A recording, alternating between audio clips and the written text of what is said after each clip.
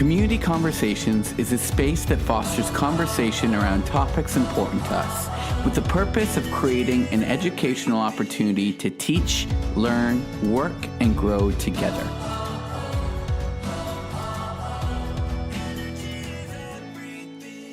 With your host, Ina. Welcome to another episode of Community Conversation. Hope you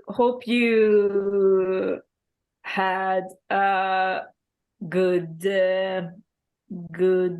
month so far, and that you listened to our last conversation. This month's conversation is around sports and training, and we have a special guest, Cam. Welcome. Thank you. Thanks for having me. Yeah, you've been on the podcast with Danny.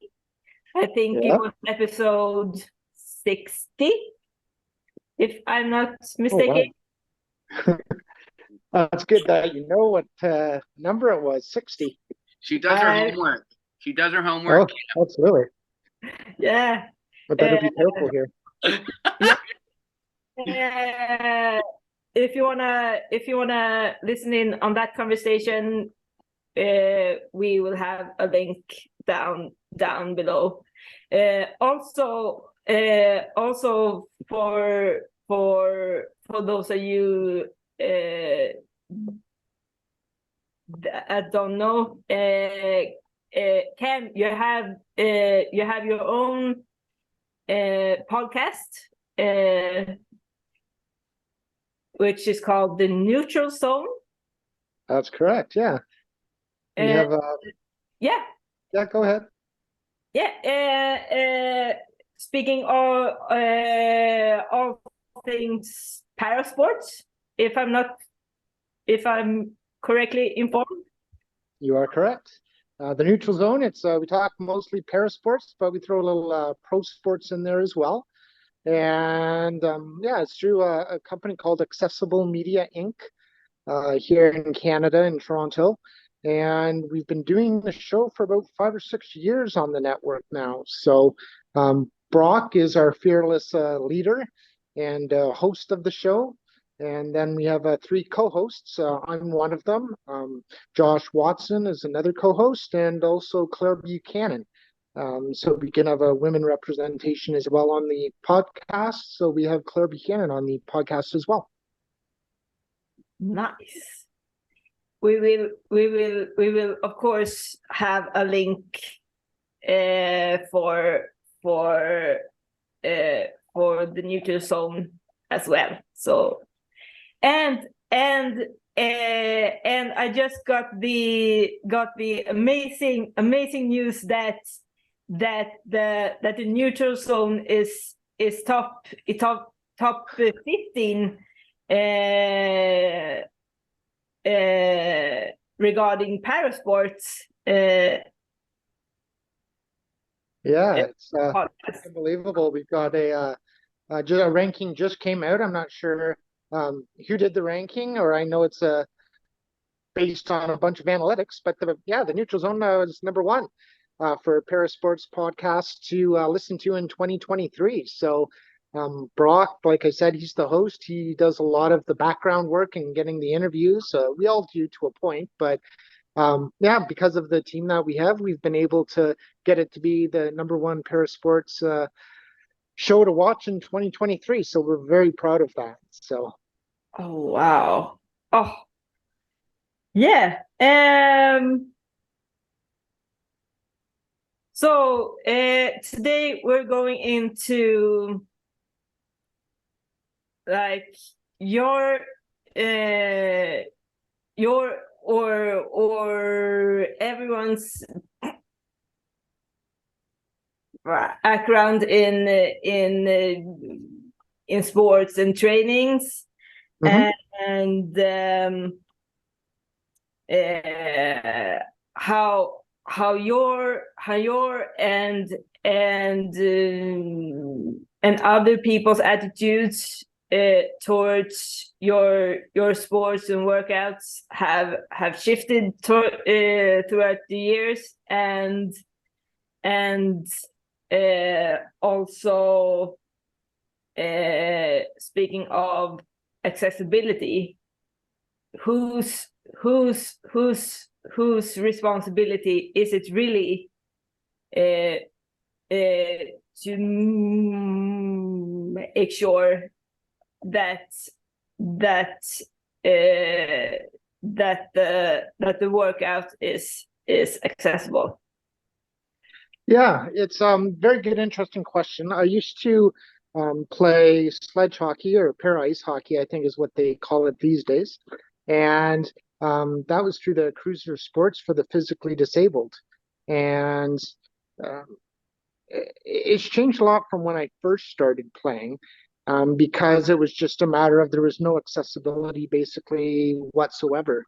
But now there's a lot of rinks being retrofitted, as an example of being able to play sledge hockey, so the player is able to get themselves on and off the ice. Because a lot of the times when you go into a rink, there's always that step to get over onto the ice, or the step to get into the boxes where all the players sit. But a lot of those being retrofitted now. So you're able to just slide in rather than have to go over that bump to get to the benches. And a lot of the benches too, they end up having like a plastic. So instead of the wooded board, they have plastic. So people that are in sledges, they're very low to the ground. So with the plastic that they have up there now, they're actually able to see what's going on the ice too, rather than going into the bench and then can't really see anything. So so that's just a couple of the things that I've seen since I started sledge hockey, as far as it being a little bit more accessible. Um, so yeah, I would say those are the kind of the two things, as far as the arena and what they're doing to make it a little bit more accessible. The arenas themselves now, especially there's a lot of newer ones in Brampton.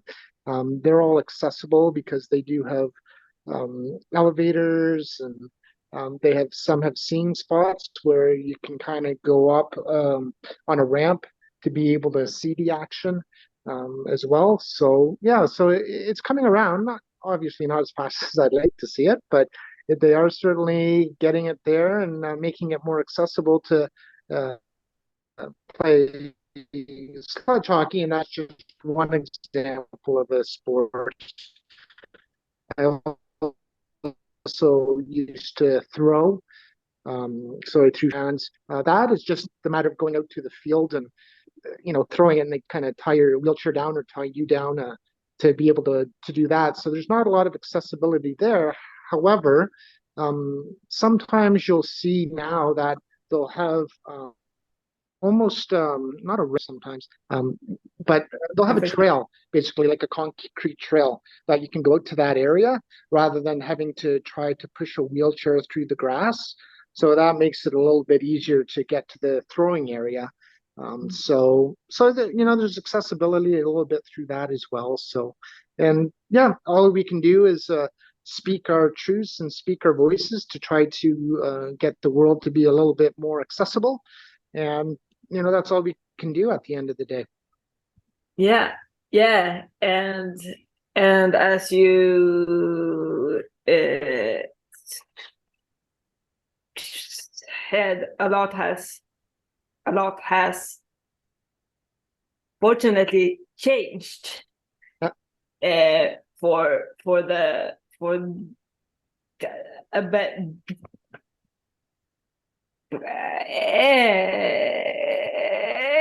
better, and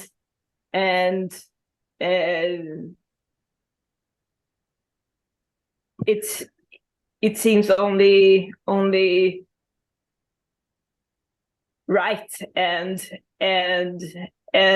fair for the sledge hockey players to be able to see what's going on the Yeah, because a lot of the times they wouldn't even go to the benches they'd be outside the benches and just kind of along the wall. But now that they have that, that also gives the skaters, just a little bit more room to move as well. So that's always a good thing too. So Yeah. Probably. Wow. Yeah. Diva, I want to give yours give you space to talk about your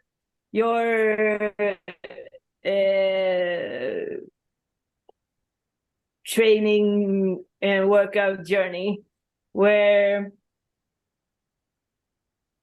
it started, how it started. Oh, I started strength training a long time ago. I don't remember exactly when, but it was a long time ago. It was through my then occupational therapist. She saw that there was a need for me to train because I was in a lot of pain, a lot of physical, and I had a lot of nerve pain, and so she thought that it would be a good idea. And I didn't want to train in any hospital facility at all. It just felt weird. So she invited me into a training group at one of my local gyms, and I liked it. I really, really liked it. So I started to go regularly, and then I got a first instructor and then a personal trainer, and I've been training ever since. And when I started, I wasn't, due to a lot of pain, I didn't want to walk.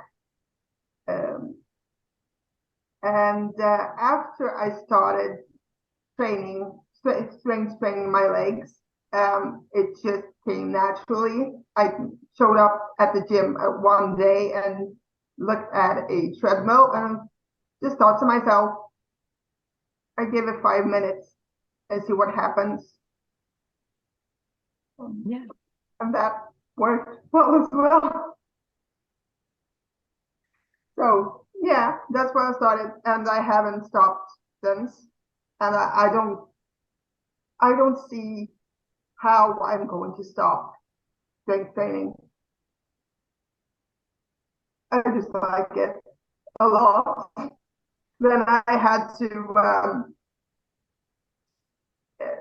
find a way to not overtrain, because I was very good at that. At the beginning, I was very enthusiastic and very, I like this. I need to continue, and I need to do as much as possible all the time. So one of the instructors that I worked with were joking that I'm supposed to pay rent because it feels like I live there.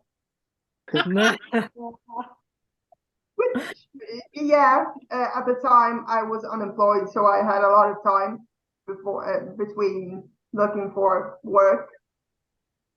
So that's what I did: look for work and train. Yeah, that was them. What else? Oh God, I can talk about training all day. Just because it's about. Because it helped me with so much things in life. It gave me structure. It gave me confidence. It gave me a hobby, if not a passion.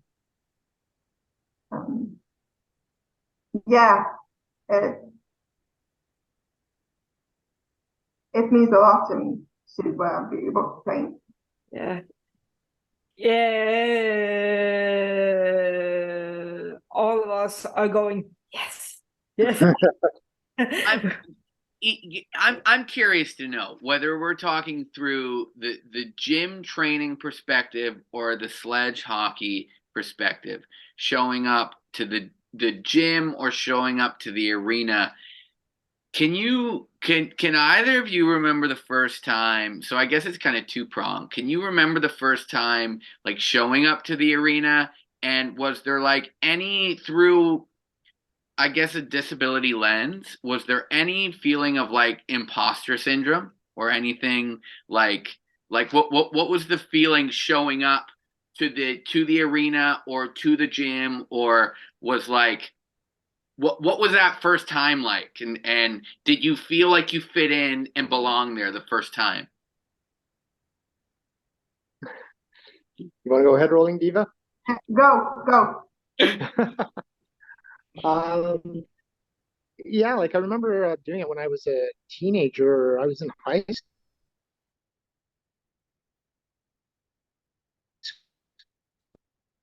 school, so the way I could play hockey. So go there, and I already knew the people that I was with because I'd known them through other iterations of life, be it socially or club or wherever. So yeah, it was just a matter of, hey, I'm going to play hockey.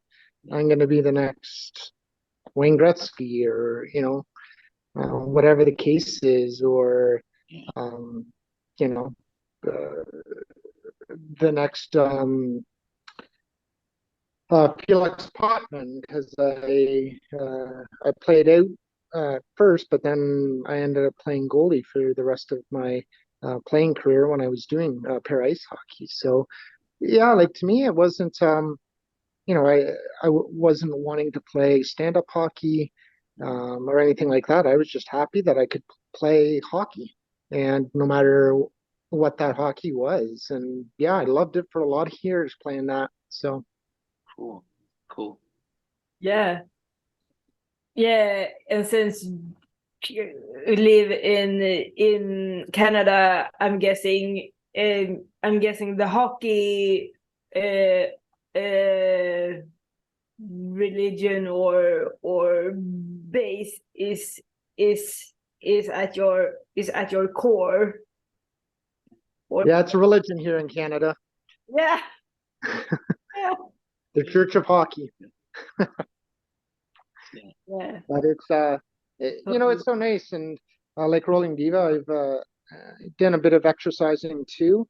I kind of had to stop because of a couple of um, bumps and bruises, and trying to get over that before I start up on that again. But I don't know. There's just something about it when you start working out and you're around a bunch of people that I don't know. It's just like it's a shot in the arm, and then all of a sudden you start to feel good and you're working out and you have a whole support system. I don't know what your experience was like, Rolling Diva, but maybe you can talk a little about your experience. Yeah, definitely. Well, my first time, as I said, I was reluctant to train in any hospital environment at all. So, and I've never been to this gym before that. So I didn't know what it would look like, what kind of people were there. I didn't know anything about the program. My occupation therapist just said, come, check this out. And if you don't like it, you don't have to be here. This is not by force. I'm not telling you that you have to do this, but let me check this out. And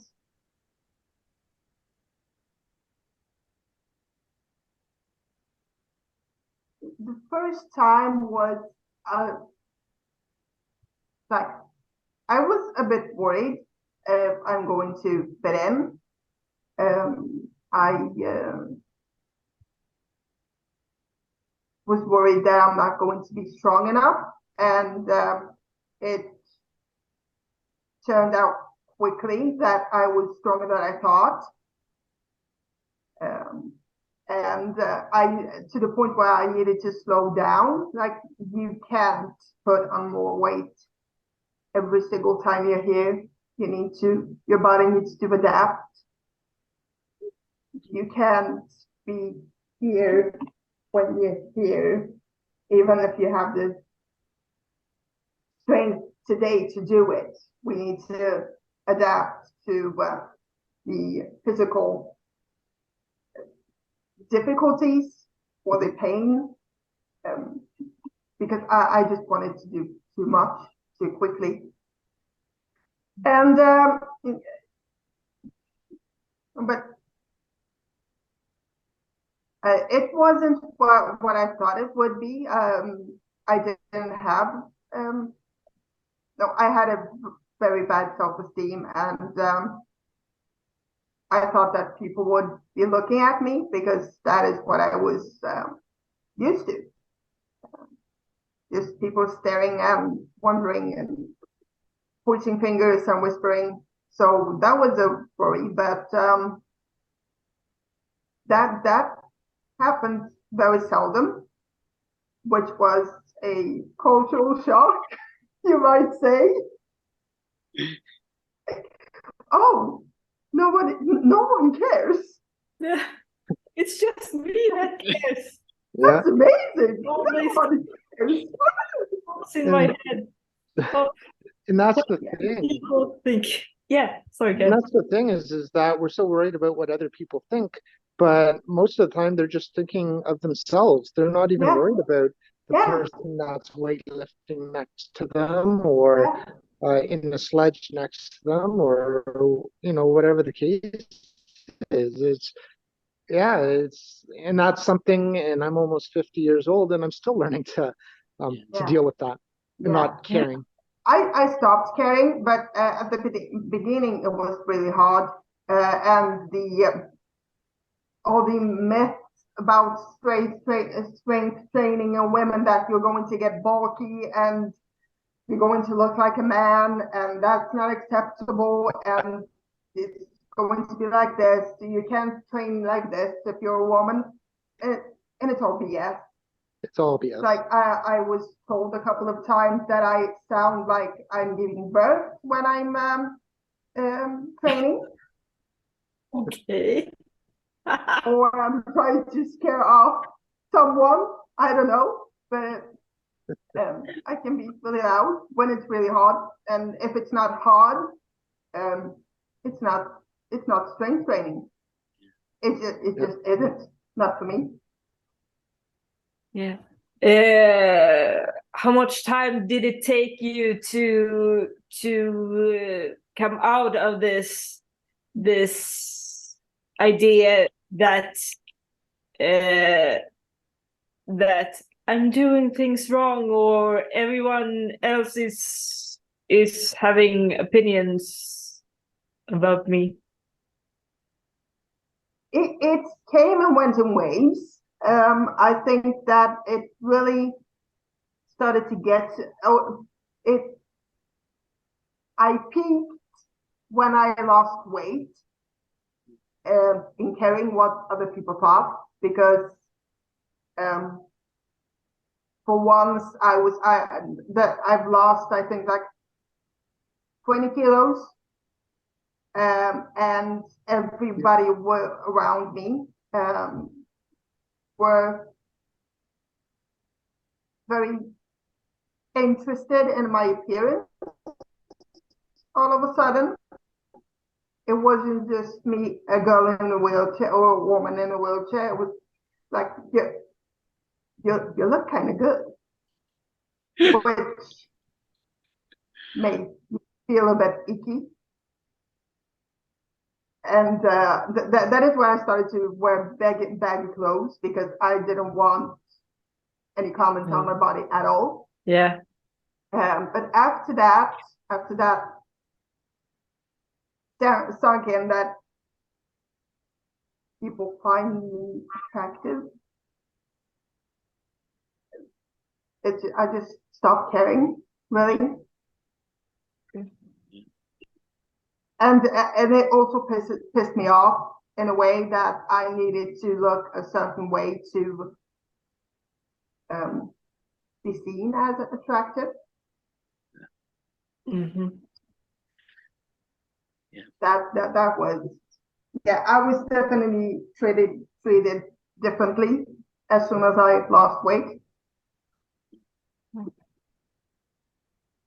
The thing my trainer always talk to me about is, don't necessarily worry about the pounds that are going off. Like after you're exercising, how do you feel? Yeah. Yeah. And I think that we don't ask that question enough about ourselves, is how do we feel? Mm-hmm. Because Yeah. that's where, we've got to start is, feeling better. And if that's by exercising or eating better or whatever the case is, it's the first question is, how do you feel? Yeah. And, I think that's just it's a societal thing as far as, when people lose weight and look more attractive, people want to be with them and stuff. But I guess I still live in this Disney world, little world of mine. And I hope that it's not just based on that I hope that it's also based on, the person and who they are as a person. Because I think that we can all relate to being a minority. The people with minorities, they do get treated a certain way. And it would be nice to not get treated as second-class citizens when you have a disability. So I believe that that's going to happen, and that might be my world, but I'm sticking to it. So Yeah. Yes. And Yeah. it's so equally interesting / frustrating, the concept of other people feeling the need to comment on our physical appearance or our physical abilities as SPH humans. I mean, I guess I'm not the only one who have had comments like, "Oh wow, you're doing this! Oh, you're so amazing for doing this!" I mean, I ski. I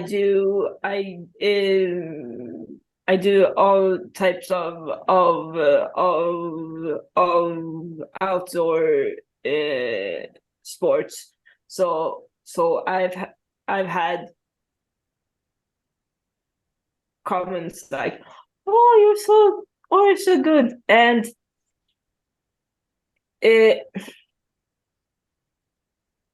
can you? I don't know where I was going with this, but I feel there is a difference with who is making that comment. If it's just the ordinary, like, older, middle-aged or even older woman or guy commenting on our ability to just move around or ski or do sledge hockey or train or if it comes from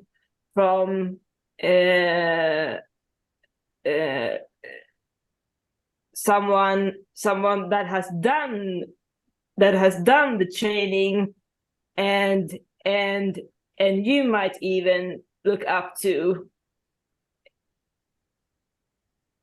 I feel, at least, when it comes from that core, from in my case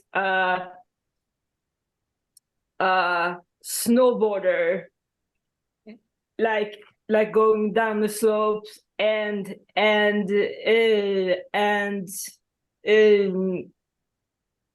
catching up to me and going, oh wow, I think you're amazing. And that makes me go, well, thank you, instead of having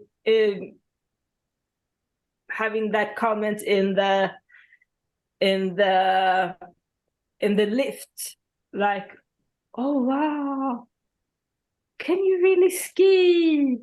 I'm like, yes, I've done this. I think that there's, as you say, a very big difference when who says it and when and how they say it, because I feel a similar way that if someone compliments me or corrects me even at the gym, and they train themselves, that I'm going to receive it in a different way than some random person that I've met out of context, like in a lift or a subway or wherever. When it's out of context, it's it's weird. It's just weird. Like, it's not unusual to roll around or roll up a hill. That's how I move around. I roll. You walk. Yeah, I feel like you almost want to ask that person who is maybe saying like, "Hey, that's awesome." Almost want to ask them, would you go out of your way to say that same thing to like that person over there, or that person over there, or that person? Or I've done that. are you just saying You've it done to me? Are you just saying that to me because of why didn't you say it to that person? Because we just did the Yeah. same thing. I've done that. Oh, wow. It was, well, first of all, I felt extremely rude, which it is. It is rude. It is rude to say these random things to people. Mm. And I think that the person that was asked the question got the message. Mm. It's rude. Mm. Yeah, I think that, you know, and I'm sure there's a lot of other minorities or groups as well, but with disabled people, I find that the word inspiration is a very big word, and whether or not people like that or don't like that. Yeah. To me, communication is the key to everything in life, obviously. And how it's said is, a big part of it as well. And, part of it, I don't want to be an inspiration just because I'm playing hockey and they think that's great.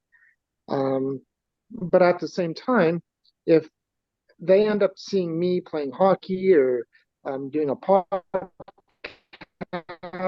or weightlifting, and they're like, oh man, if Cam can do it, I can do it too. And if that inspires them to work out a bit more, to do something a bit better in their life, I try to take a look at it and say, okay, well, maybe it came from the wrong place, but now they're inspired to be a little bit better than they were the day before. And isn't that a good thing at the end of the day? Yeah, that's amazing. Yeah. And that's 100%. If I'm doing something that makes other people think and make them better in some way, that I'm happy to do it. I just don't like I think you all seen the inspirational quotes like on Facebook, Instagram, where there's a picture of a person with some sort of disability, and it's like, and under it, what's your excuse? Yeah. That That would provokes be me damaging. to my core. Yeah. Like, Yeah, or what's the other probably meme that I've seen? they probably have a reason why they're not doing it. And one of those reasons might be they don't like it. Yep. Yeah. or what's the only bad attitude you can have is, I forget, but it's always like a person at the bottom of the stairs in a wheelchair, and Yeah. the only bad attitude, I forget what the quote is, but I'm sure somebody else will think of it. Yeah. And But I think it's so interesting because it especially with like the change that has continued to happen even just in the last like 2, 3, 4, 5 years. Um, what was once upon a time and still is, maybe depending who it is making the post or something, is well intended, is not having the impact that they think they're having, that they're wanting to have. And again, and we talk about it here before. We've talked about it here, like intent versus impact.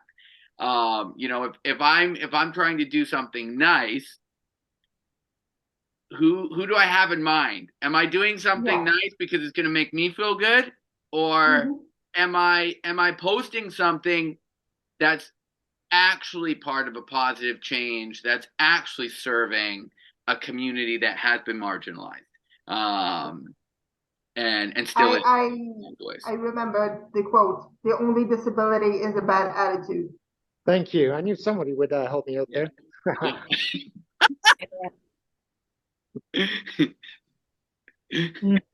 Yeah. It's a bad attitude, but how can you be positive if there are a bunch of stairs and you are in a wheelchair and you can't get up? Yeah. Right? Yeah. How can you be positive? So I think there's the positive. Somebody might have to help me out again today. It's Friday and I have lost all my quotes that are in my head, but something about it's about being positive and having a good day. And I think people just need to be real. And sometimes it's not going to be a positive day, or, there is a reality to it and you want to be able to make change. And some of that necessarily isn't positive. But the positive is when you are able to eventually make that change. That's the positive. But sometimes getting to that positive, it can be a bit of a negative along the way. As long as you're able to, hopefully be as positive as you can at the end of the day. I think that's what you need to do. But that's just my personal opinion. Yeah. Or just feel a satisfaction that you did something really fucking hard, like getting up a couple of stairs, which, like, yes, I have a choice of not doing it and not do, and let that staircase hinder me from doing what I want, or I can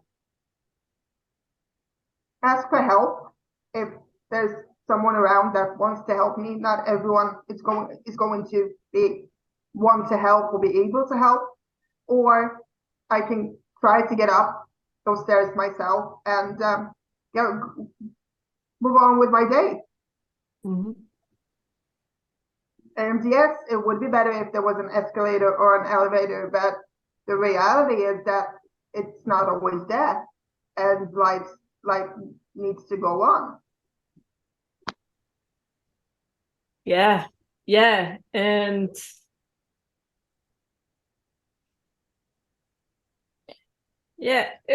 I mean, like,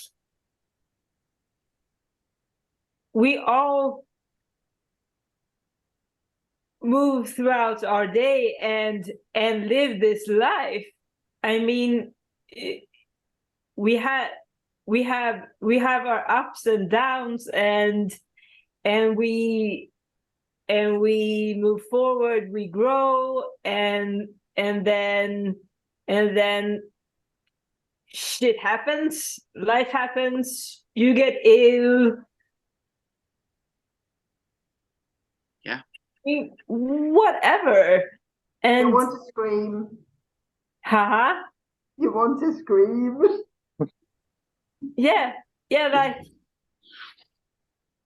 you want to see me as a superhero, but at the same time you want to see me as this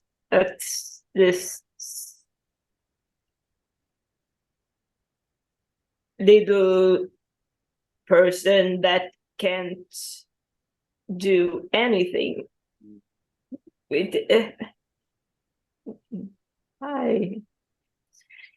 Can we Sorry, sorry, go for it. I'm sorry. well I sometimes just get so frustrated that why can't we all just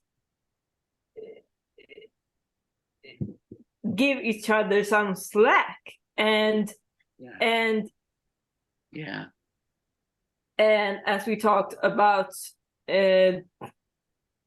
before, it's not so much as what you say, but how you say it, and from what place it comes. Yeah. And if you're willing to learn and have a conversation around change or whatever. And Ina, I think you just said something really, really cool in that, like, I mean, change is hard. Change is hard. It's not linear. It's tough. We're always learning. We're always growing. We're always, using the language that is like hopefully the most up to date, but also that language could change tomorrow, and we're not as up to date as we want to be. And it's like, oh, I didn't mean to say that. Oh, shoot. Oh, I hope everyone doesn't scold me forever. I'm so sorry. And I literally live inside of all of those thoughts. I'm sorry. I didn't mean that. Oh, for sure. Oh God. Because Yeah, I think at the end of the day, you just need to be able to. Sorry. I think. What did you say? Yeah, no, I was just gonna say, like, I think at the end of the day, you almost have to ask the person themselves, how they want to be talked to. Yeah. So you want to be a person with a disability or a disability, because there's like the first person talk and so on and so forth, and everyone's different as far as how they want to be treated and how they want things to say. So I think having that conversation and saying, okay, well, how do you want to be known as? And then going from there, because you're right, there's so many different ways of saying disability or personal challenges, or like there's so many different. Like I end up just asking the person now, how do you want to be referred as if we're going to have that type of discussion? Yeah, totally. Yeah, it is a two-way street, because I might not know or might not even think about to ask the person that I'm talking to how they wanted to be addressed, but I need to trust that they will tell me if they want to communicate with me. So it's a two-way street. Yeah. Definitely. Every conversation is a two-way street. Yeah. And it's going to be wrong. And like we said, I think that you said, we should give ourselves and other people some slack, and not be so dismissive of each other, which I sometimes can see. And I'm not innocent when it comes to this myself. Like, nope, I'm not talking to you because X, Y, and Z. And it could be really small things, just because I'm a little bit sensitive today. Or Because you're the diva. yes, I am the diva. I need to work. I need to maintain my image, and I would like to be referred as the rolling diva all the time. Even when I'm not awake. Oh, if I could, I've been thinking about this the entire time, and it sorry, Diva, it pivots away from you for a minute. But it's through the lens of sports and athletics, and it's kind of cool because as a young dude that has grown up with hydrocephalus and spina bifida occulta, played a lot of hockey until contact started, played a lot of soccer until it got to a point where I was the smallest kid on the field playing against guys much bigger than me at competitive levels. Their elbows right at my head. Every time I go up for a head ball, I could hear my mother from the sideline, "Damn!"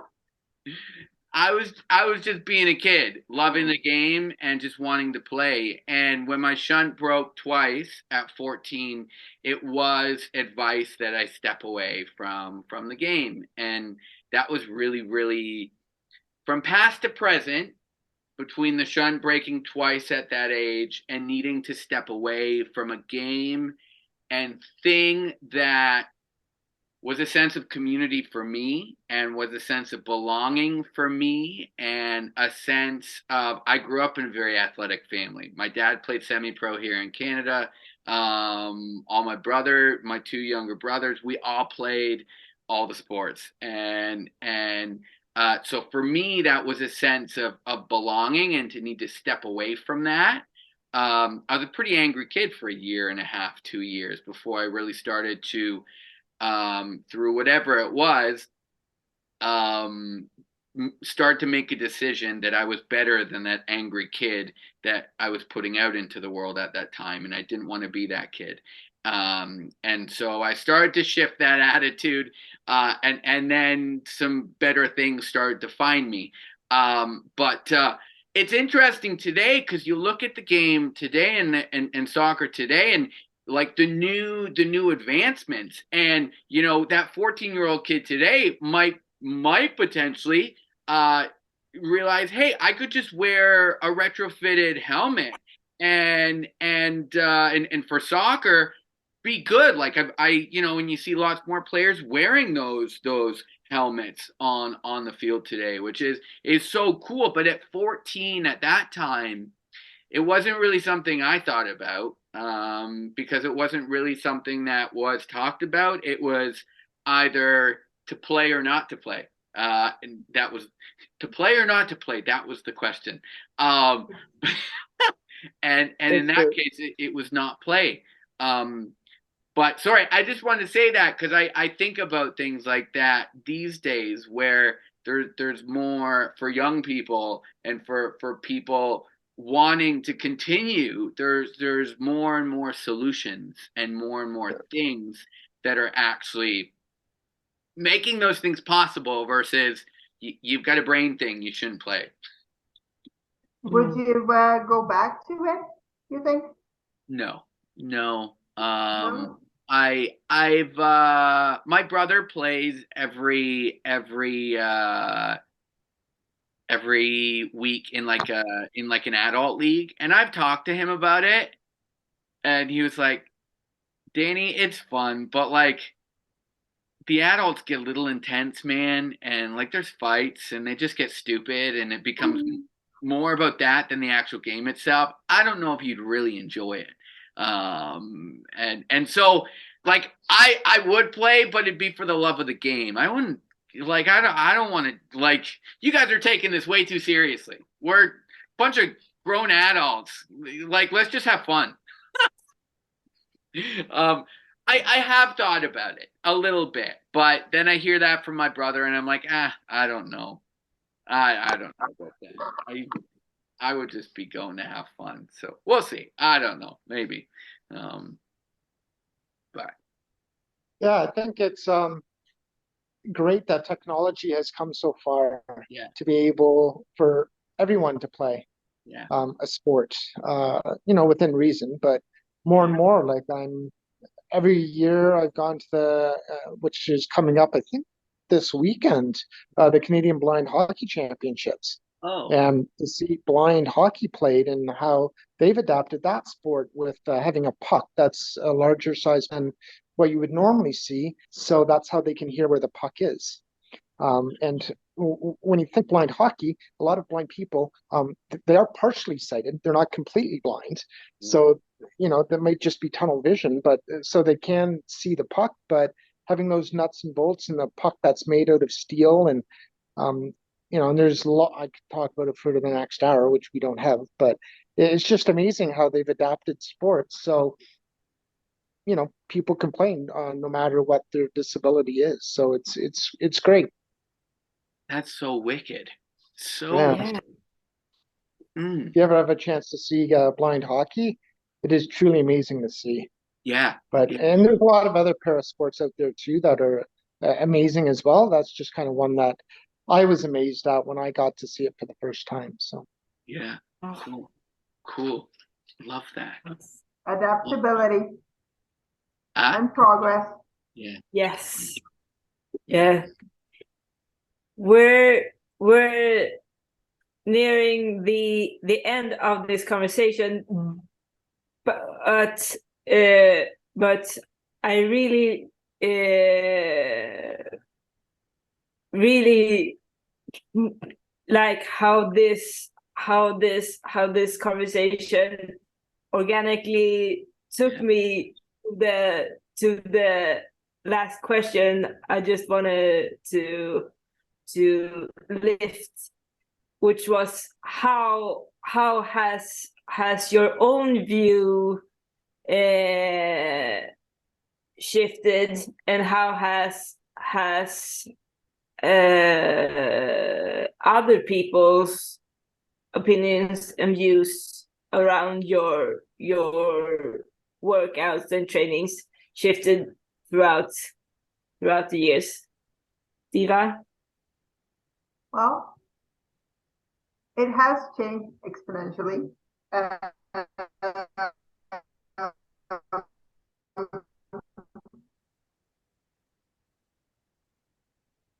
Just it always amazes me how much we can do as a group to make things better for ourselves and other people. It's like when I go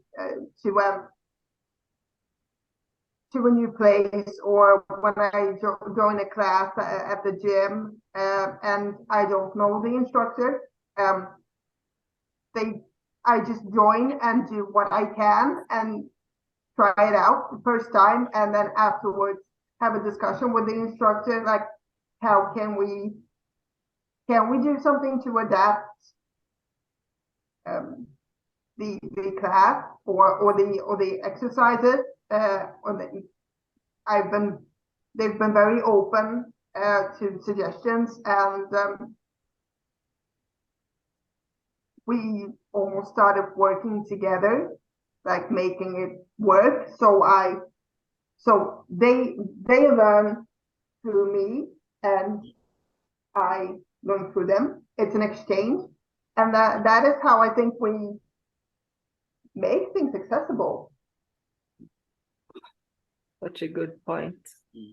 well, at the end of the day, I think you need to advocate for yourself and communicate. And I think that's the biggest thing. No matter what situation you're in, if it's sports or anything in life, if you're getting coached, you need to let them know what your abilities are and what some of your limitations are, so you can get the most out of your training session, or the most out of being able to play sledge hockey, and what position you should play, or what wing you should play, or defense or offense, or so I think at the end of the day, you just really need to advocate for yourself and be honest with yourself as to what you're capable of, because if you have too high of expectations and you're not able to reach that, then that, depending on the type of person you are, if you're not mentally strong, that could be very damaging to you, to keep trying to get something that isn't achievable. And I've definitely done that myself, and that's what I've learned. So that's why I bring that. Mm-hmm. Same here. Same here. So Yeah. good. So good. It's good to try things out, but we all have limitations, and that is something that a lot of times can be devastating to want to do something and not being physically or mentally able to do it. So you have to be definitely mentally strong and have people around you for support. Yeah. Do whatever, basically, whatever. Yeah. Oh, So good. So good. I so have loved this conversation, and I hope all of you watching and listening will keep the conversation going in the comments below on all the social platforms, and reach out and to us, and yeah, keep the conversation going. If you have your own experience on sports and trainings, please share. And as always, you can find us on all the social media platforms, and email, and see you next month for another conversation. Thank you for the opportunities. I really appreciate it. Yeah. Cam, thank you, man. We'll see you on the neutral zone. Yeah. See you on the neutral zone.